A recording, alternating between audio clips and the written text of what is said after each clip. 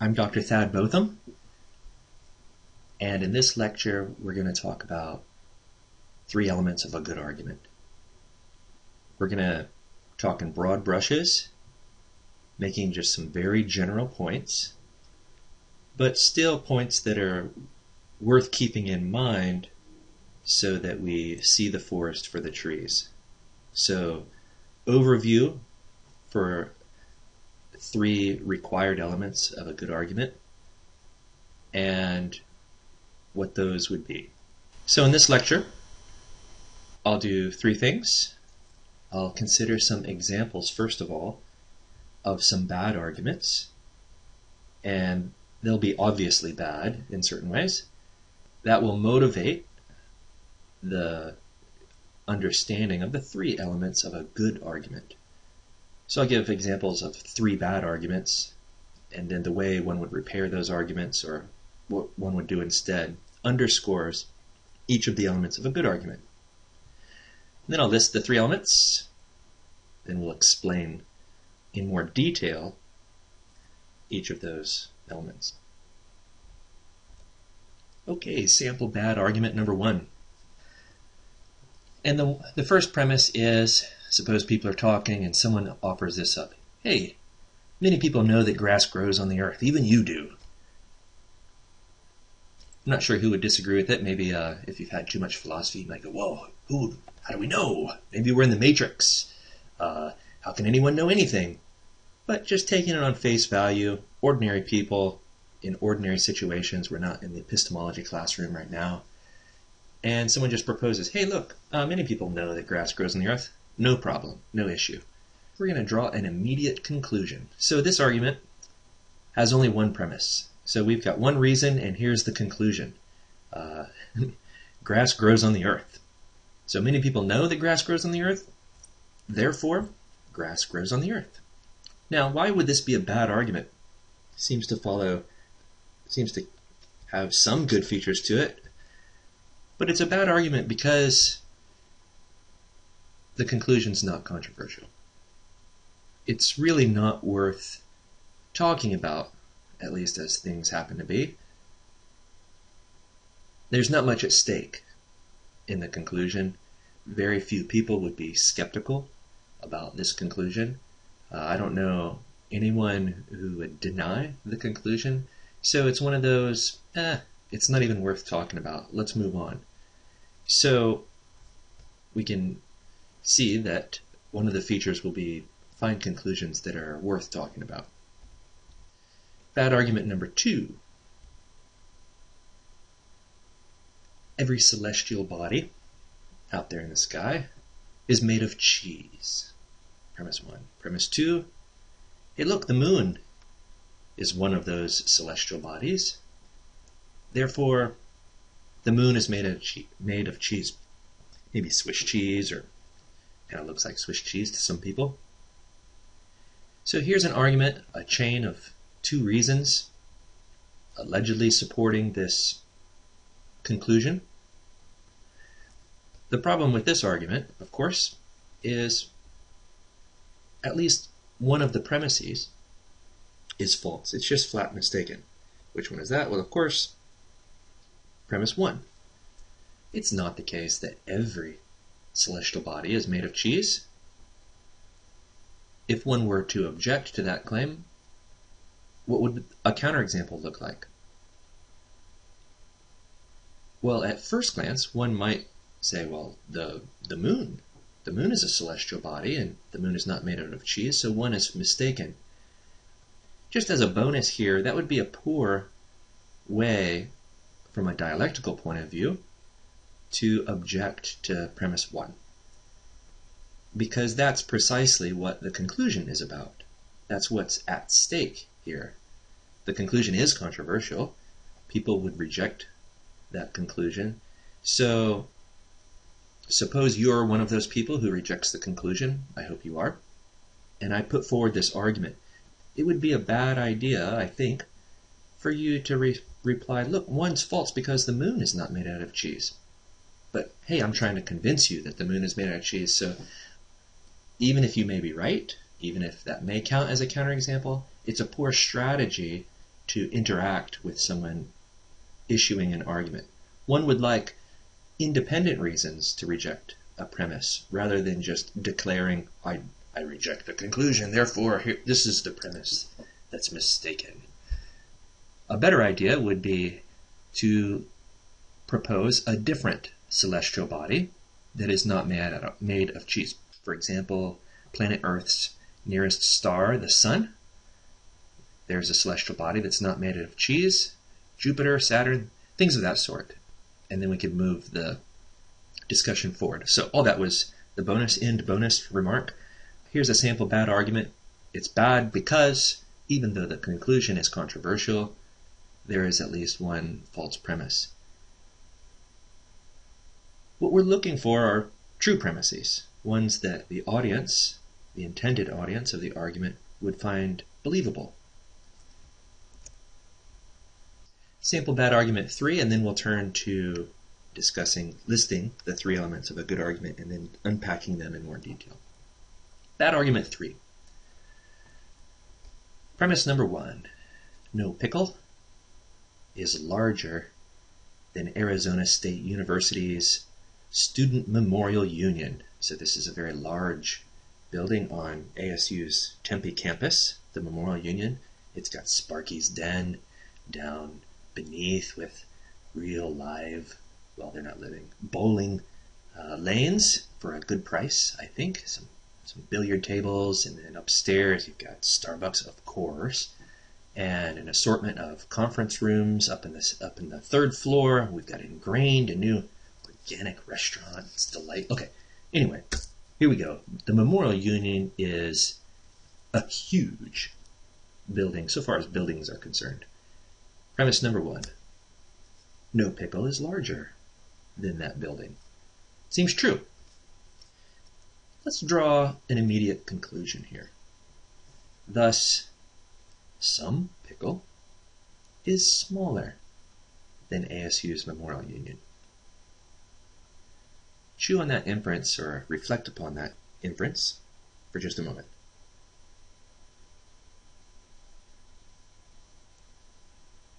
Why is that a bad argument? Well, the problem is the inference is fallacious.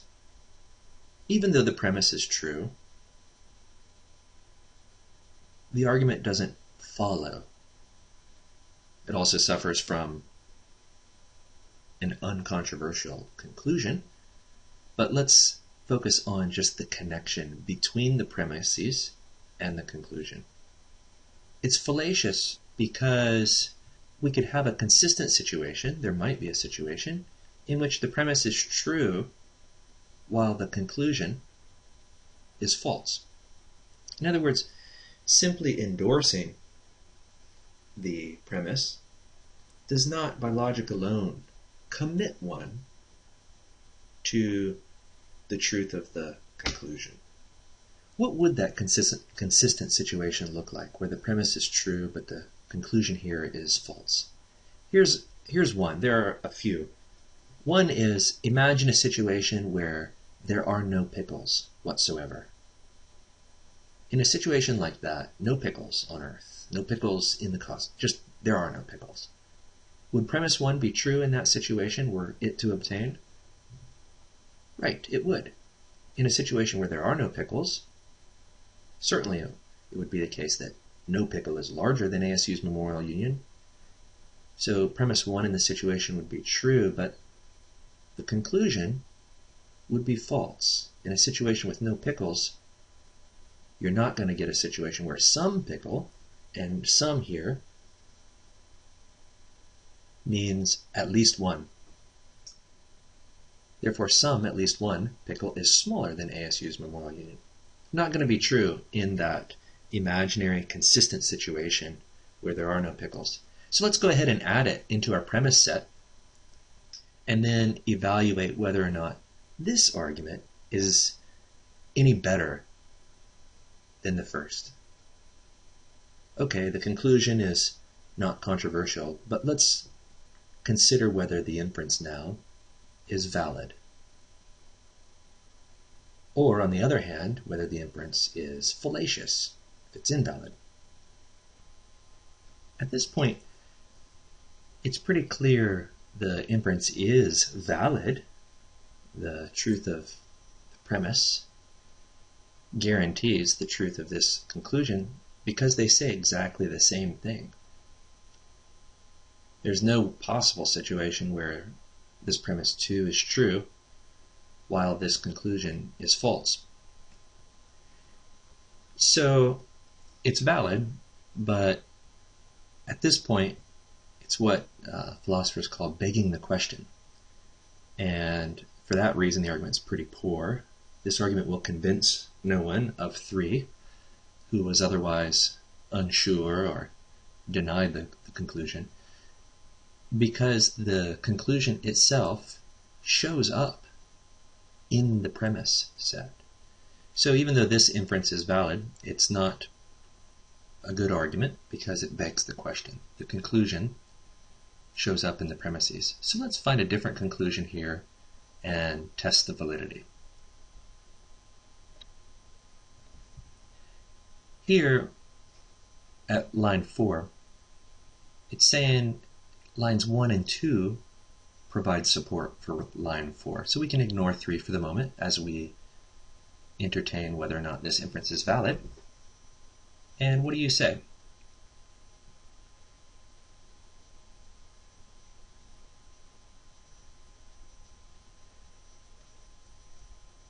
The inference is still invalid. It's fallacious. Why? Because there might be a situation in which 1 and 2 are both true while 4 is mistaken. Imagine a case where there is a pickle and it's smaller than ASU's Memorial Union. There's a tiny one over there in the corner. And no pickle is larger, and yet it's not the case that every pickle is smaller. Maybe, just maybe, there's one pickle exactly the same size as ASU's Memorial Union. Now I'm not sure what that would look like, but I guess the possibility is out there, whatever the standard of size is of comparison. In this case, no pickle is larger. There's one that's the same size as ASU's Memorial Union, and there's another one that's smaller. So here, again, the inference is still fallacious. So let's turn then to features of a good argument. Here's the list. What we want is a controversial conclusion, one that's worth talking about. We would like true premises. After all, when someone is attempting to convince you to change your mind, do you find plausible, do you find compelling reasons given to you that you don't even believe? You reject the premises, or you are still skeptical about them. No. The goal is offer premises that even your intended audience would find true. And then finally, valid inferences. We don't want to offer fallacious arguments. Rather, if we're meeting the gold standard, a fantastic argument, we would prefer, maybe even demand, that each inference is valid. The reasons given, the also called premises, absolutely support the conclusion. Let's unpack these in more detail, going through 1, 2, and 3. So the first one, controversial conclusion. What do we mean by that? Here's one way of making sure your conclusion or the conclusion of someone else's argument is controversial. That there would be some reasonable, informed, reflective, sincere, truth-seeking people who would disagree, who would deny the conclusion. This is important. We don't want just any old person to deny the conclusion, but people who understand what's at stake. They understand the conclusion and maybe what role it plays in a greater audience to grasp what's at stake, and those people would deny the conclusion. People who understand the terms, understand the concepts, know what's at stake, and those people, some of them at least, would deny the conclusion. People who are reflective, who are thinking, sincere, so it's not only people who are playing devil's advocate just for the sake. I mean, that's okay, but when we're evaluating arguments really worth talking about, we want to find real live people who would deny it. And they care about truth seeking. They're tracking down the truth. Here are different questions to ask yourself with respect to a conclusion. Why care about it? Who would deny it? Another way to motivate taking the claim seriously is figuring out what role it plays in someone's overall project. So there may be a grand theory, and then within that there's this claim that is pretty pivotal. The success of the theory or the plausibility of the theory relies on this one claim. Or maybe someone's offering a very complicated chain of reasoning where inside that chain of reasoning there are other little arguments, and maybe this is just one of those claims within the larger argument. So aim for evaluating arguments worth talking about. The best way to do it is to find out who would deny the conclusion. A more modest standard would be, are there people who are simply skeptical? They're just unsure about the conclusion. They might not happen to deny the conclusion, but rather they're unsure. They're sitting the fence. They say, give me more evidence. I would really like to know. All other things being equal, that's what this clause, ceteris paribus clause, means. All other aspects, all other things held constant. The more controversial the conclusion, the more interesting the argument is going to be for that conclusion.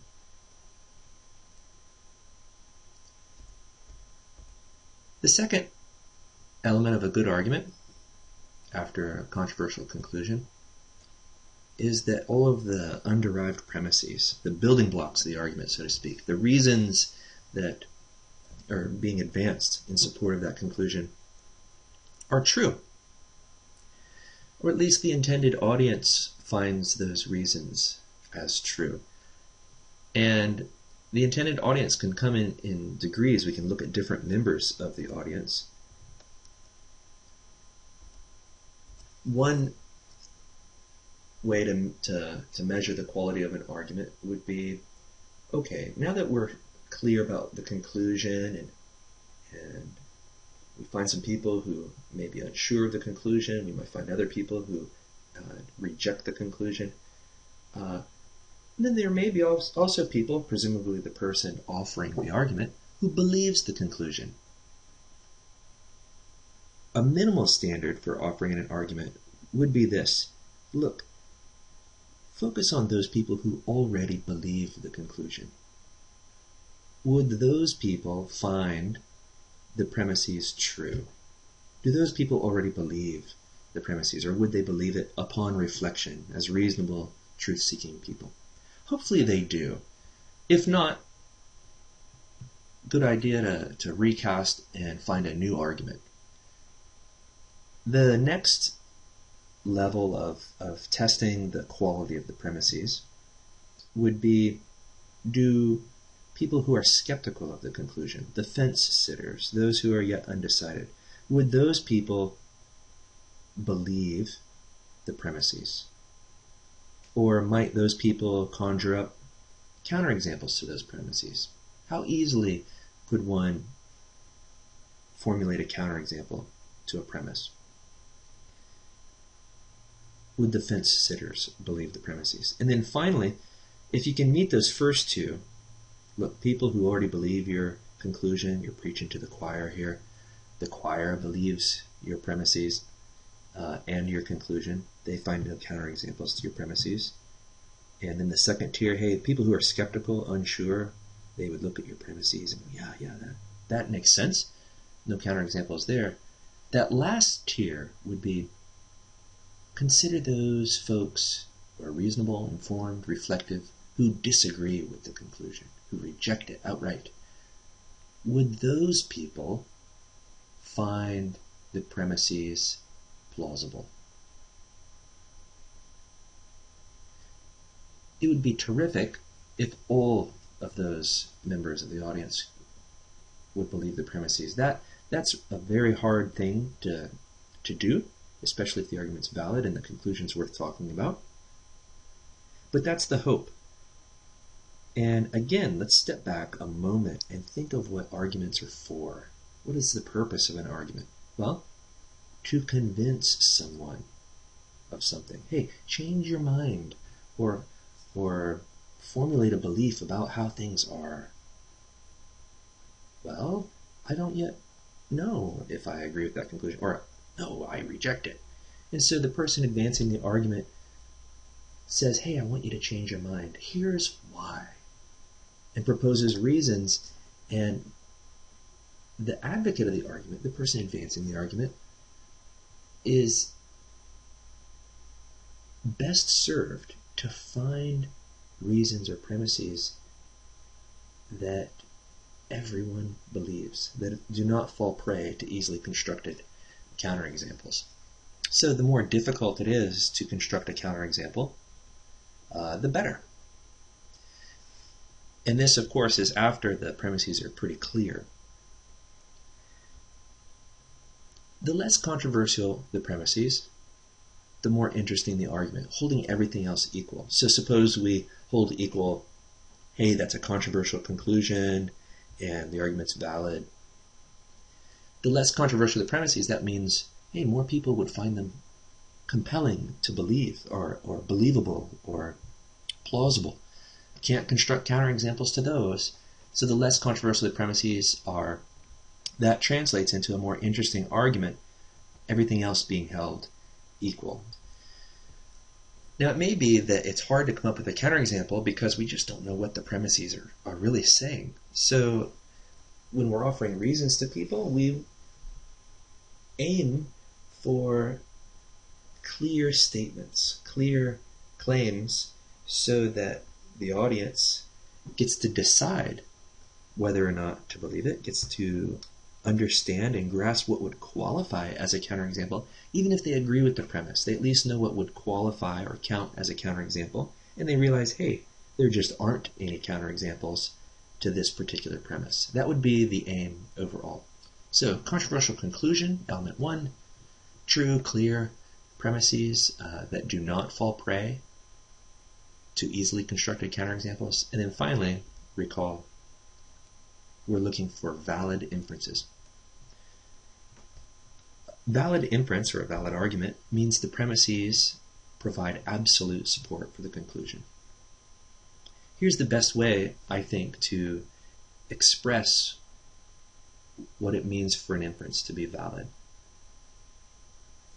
There is no consistent way things might be where all the premises are true while the conclusion is false. There's no possible situation in which the premises are true while the conclusion is false. If that possible situation were to obtain, the premises would be true while the conclusion is false. If there is no consistent way that could happen, the inference is valid. Alternatively, the recipe then for an invalid inference, so we want to avoid those, means there is a consistent way things might be wherein all the premises are true while the conclusion is false. If that's possible, true premises with a false conclusion, the inference is invalid. So the aim is to provide valid, is to endorse, compose arguments, construct arguments so that the inferences are valid.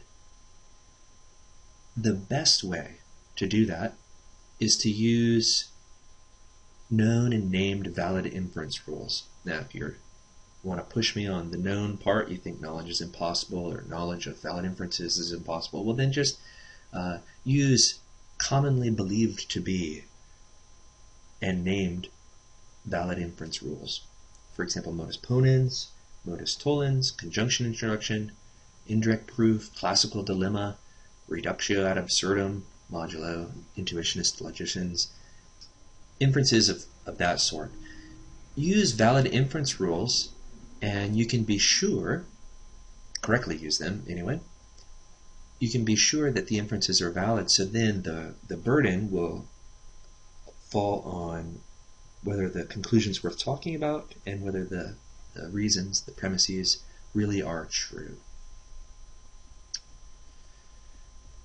Okay, here is the list again. What we're aiming for, what we're striving for when we're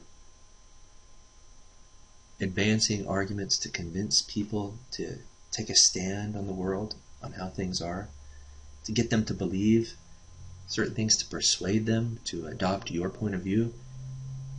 We're looking to advance sound arguments, and sound means the inferences are valid, the premises are true, for conclusions worth talking about. Should you want to get more instruction on how to evaluate whether or not premises are true, to determine whether or not they're true, to beef up your skill set in that regard, you can go to YouTube and see my lecture on what counts as a counterexample, and I go through several examples. And then with respect to some propositions that are extremely important, conditionals, those are the if-then propositions, visit my lecture 3 Conditionals. Conditionals are extremely important in arguments, usually if the conclusion's controversial and you've got valid inferences. Most of the heavy lifting in an argument comes down to the conditionals in that argument, in the basic premises. So very few logic textbooks instruct or provide adequate instruction on how to come up with counterexamples for conditionals and how to understand them, the semantics for them. And I run through the 3 different kinds: material conditional, counterfactual conditional, and strict conditionals. And then finally, should you want instruction on valid inferences and how to make them, how to determine whether or not an inference is valid or not, I have a lecture on validity itself. I go into considerable detail, work through some examples, and after that we should be doing pretty well. Until next time.